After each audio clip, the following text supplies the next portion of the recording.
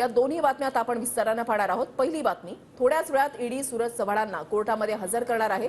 सूरज चव्हाणांना आज विशेष कोर्टामध्ये हजर केलं जाणार आहे। कथित खिचडी घोटाळ्याप्रकरणी सूरज चव्हाणांना काल ईडीकडून अटक करण्यात आलेली आहे आणि आज त्यांना पीएमएलए कोर्टामध्ये हजर केलं जाणार आहे। कोर्ट नेमकं काय निकाल देतं हे पाहणं महत्त्वाचं असेल।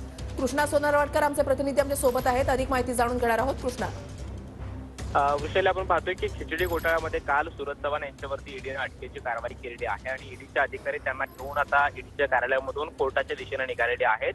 पुढच्या काही मिनिटांमध्ये त्यांना ईडीच्या विशेष पीएमएलए कोर्टामध्ये हजर केलं जाईल आणि त्यानंतर त्यांची कोठडी मागितली जाईल। मात्र ही ईडीची कोठडी मागत असताना त्यांच्या तपासामध्ये ईडीच्या काय काय निष्पन्न झालेलं आहे आणि कोणते मुद्दे आहेत जे कोर्टासमोर मांडले जातात ईडीच्या अधिकाऱ्यांच्या वतीने हे पाहणं महत्त्वाचं असणार आहे। आपण पाहतो की सूरज चव्हाण यांची मागच्या काही महिन्यांपासून चौकशी होती। आधी मुंबई पोलीस आणि त्यानंतर ईडीने ही चौकशी केलेली होती।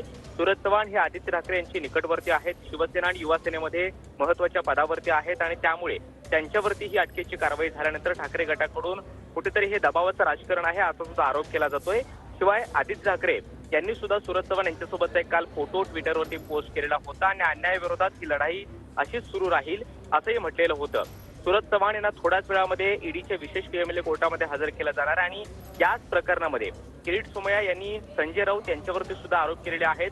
संजय राऊत यांची मुलगी यांच्याही खात्यावरती काही पैसे जे आहेत ते संबंधित कंत्राटदारांकडून वळवण्यात आलेले होते आणि ते पैसे सुद्धा भ्रष्टाचाराचे आहेत असा एक महत्त्वाचा आरोप केलाय। त्यामुळे येत्या काळात सूरज चव्हाण यांच्या व्यतिरिक्त या सगळ्या प्रकरणाची पाळंमुळं कुठवर जातात, कोणाकोणापर्यंत पोहोचतात हे पाहणं महत्त्वाचं असणार आहे। मात्र या सगळ्या कारवाईचं टायमिंग हे अत्यंत महत्त्वाचं मानलं जात आहे, कारण एकाच वेळी काल रवींद्र वायकर यांना सुद्धा ईडीनं चौकशीला बोलावलेलं होतं। आज ठाकरे गटाचे आमदार राजन साळवी यांच्या घरी सुद्धा एसीबीची रेड पडलेली आहे। दुसरीकडे सूरज चव्हाण यांच्यावरती सुद्धा अटकेची कारवाई झालेली आहे। त्यामुळे ठाकरे गटाच्या सगळ्या लोकांच्या या अडचणी पाहता कुठेतरी ठाकरे गटाला टार्गेट करण्याचा प्रयत्न होतोय असाही आरोप या सगळ्या विरोधकांकडून केला जातोय। त्यामुळे आता थोड्याच वेळात ईडीच्या विशेष पीएमएलए कोर्टामध्ये काय काय घडामोडी घडतात, ईडीच्या सगळ्या वकिलांकडून नेमके युक्तिवाद काय मांडले जातात हे पाहणं महत्त्वाचं असणार आहे। जवळपास 6.5 कोटींचा हा खिचडी घोटाळा आहे आणि त्यापैकी 1 कोटीची रक्कम ही सूरज चव्हाण यांना गैरमार्गाने मिळालेला असल्याचा आरोप ईडीने केलेला होता।